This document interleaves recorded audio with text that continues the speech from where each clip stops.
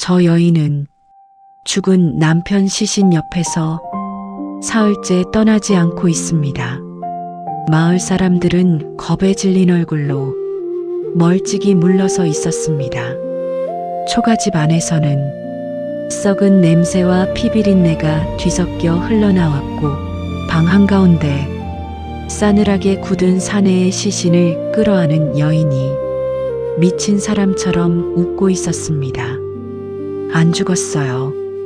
제 서방님은 안 죽었습니다. 그러나 사람들은 알고 있었습니다.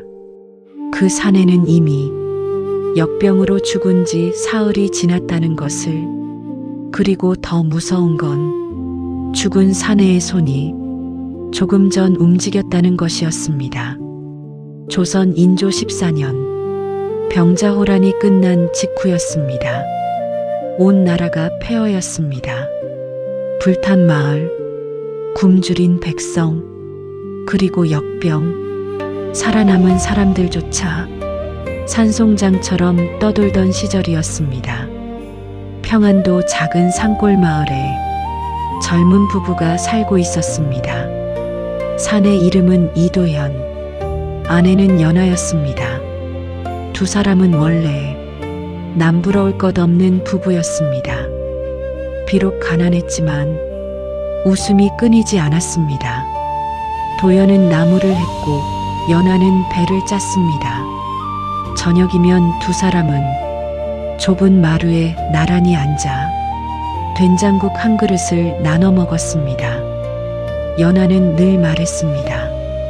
서방님이랑 먹으면 풀뿌리도 맛있어요.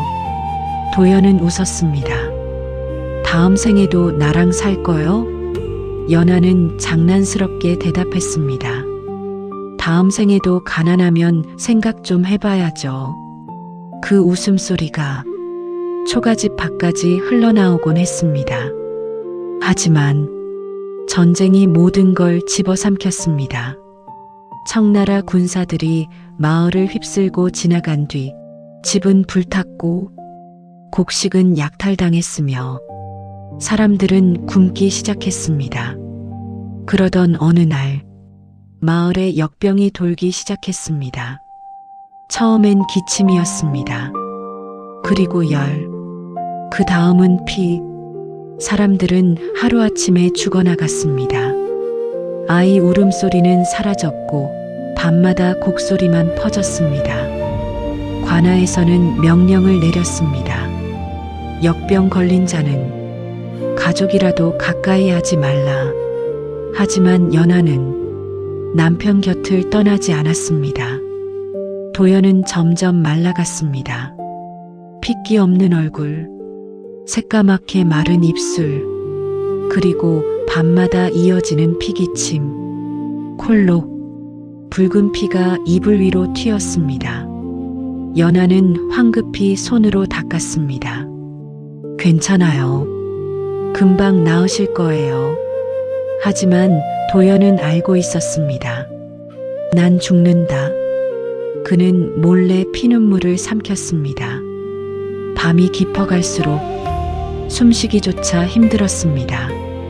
그런데 더 괴로운 건 아내였습니다. 연하는 사흘째 아무것도 먹지 못한 채 남편만 간호하고 있었습니다. 손등은 터져 있었고 눈 밑은 시퍼렇게 꺼졌습니다.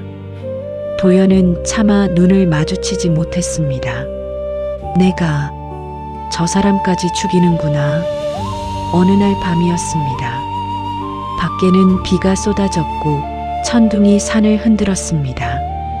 도연은 갑자기 연하 손목을 붙잡았습니다. 연하야.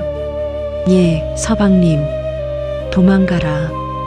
순간 연하 표정이 굳었습니다. 무슨 말씀을? 나 곧 죽는다. 아닙니다. 들어. 도연 목소리가 떨렸습니다. 나 때문에 너까지 죽으면 안 된다. 연하는 눈물을 참으며 고개를 저었습니다. 싫어요. 연하야.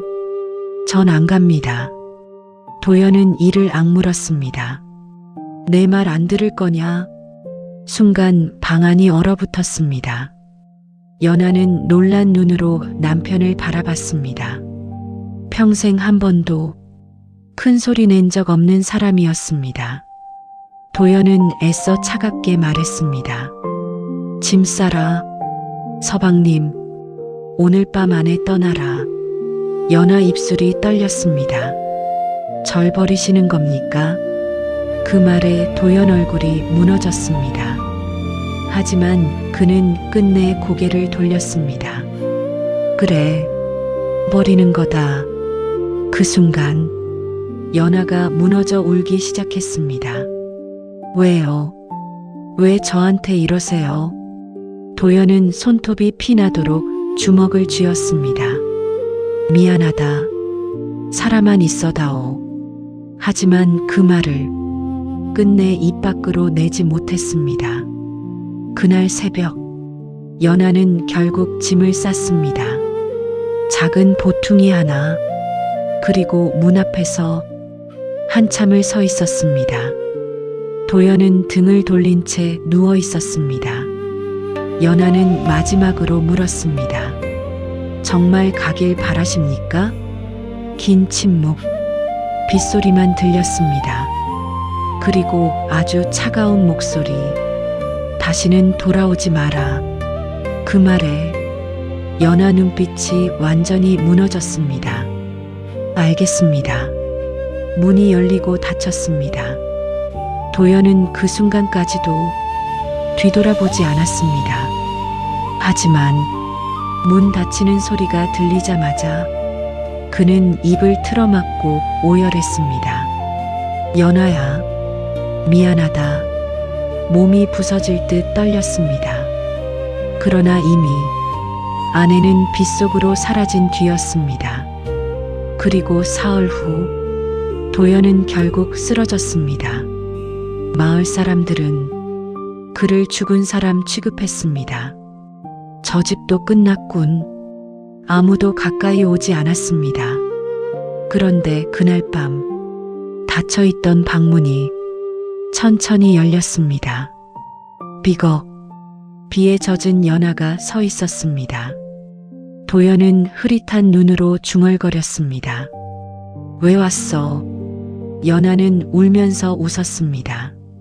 서방님 혼자 두고 어딜 갑니까? 미쳤어. 예, 서방님한테 미쳤습니다.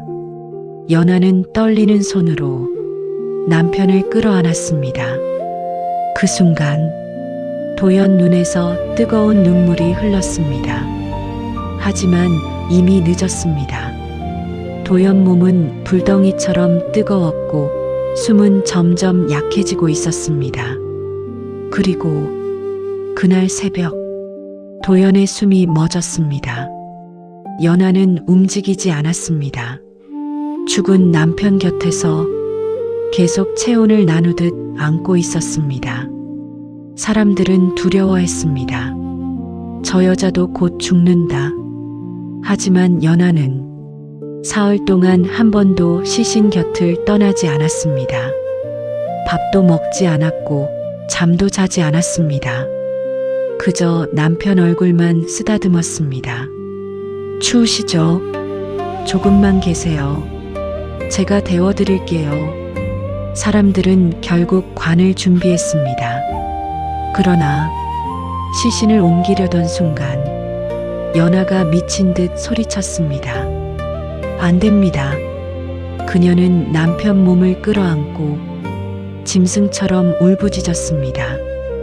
이 사람 안 죽었어요. 마을 사람들이 억지로 떼어내려 했습니다. 그때였습니다. 싸늘했던 도연 손가락이 천천히 움직였습니다. 순간 모든 사람이 얼어붙었습니다. 보셨습니까? 그리고 잠시 뒤 도연 입술이 희미하게 떨렸습니다. 연하는 그대로 무너졌습니다. 서방님, 사람들은 공포에 질렸습니다. 죽은 줄 알았던 사내가 다시 숨을 쉬기 시작한 것입니다. 하지만 기적은 오래가지 않았습니다. 도연은 겨우 눈만 뜬 상태였습니다. 숨은 약했고 몸은 이미 망가져 있었습니다. 연아는 밤낮 없이 간호했습니다. 손으로 약을 다렸고 입으로 물을 먹였습니다. 그러나 더 큰 비극은 이번엔 연아가 쓰러진 것이었습니다. 콜록 붉은 피가 손바닥 위로 떨어졌습니다. 도연 얼굴이 하얗게 질렸습니다. 안 돼. 연아는 억지로 웃었습니다. 전 괜찮아요. 하지만 도연은 알았습니다. 이제 아내가 자기 대신 죽어간다는 걸. 며칠 뒤 밤, 도연은 몰래 자리에서 일어났습니다. 그리고 떨리는 손으로 문을 열었습니다. 이번엔 내가 보내야 한다. 그러나 바로 그때 뒤에서 연아 목소리가 들렸습니다. 또 혼자 울고 계셨죠. 도연은 얼어붙었습니다. 연아는 천천히 다가와 남편 등을 안았습니다. 이제 그만하세요. 연아야, 우리 같이 갑시다. 그 순간 도연은 끝내 참지 못하고 아내를 끌어안은 채 통곡했습니다. 밖에서는 눈이 내리고 있었습니다. 조용히, 아주 조용히. 세상은 여전히 지옥 같았지만 그 작은 초가집 안에는 마지막까지 서로를 놓지 않은 두 사람이 있었습니다. 그리고 마을 사람들은 훗날 이렇게 말했다고 합니다. 그 역병보다 더 질긴 게 있었지. 사람의 정이었어.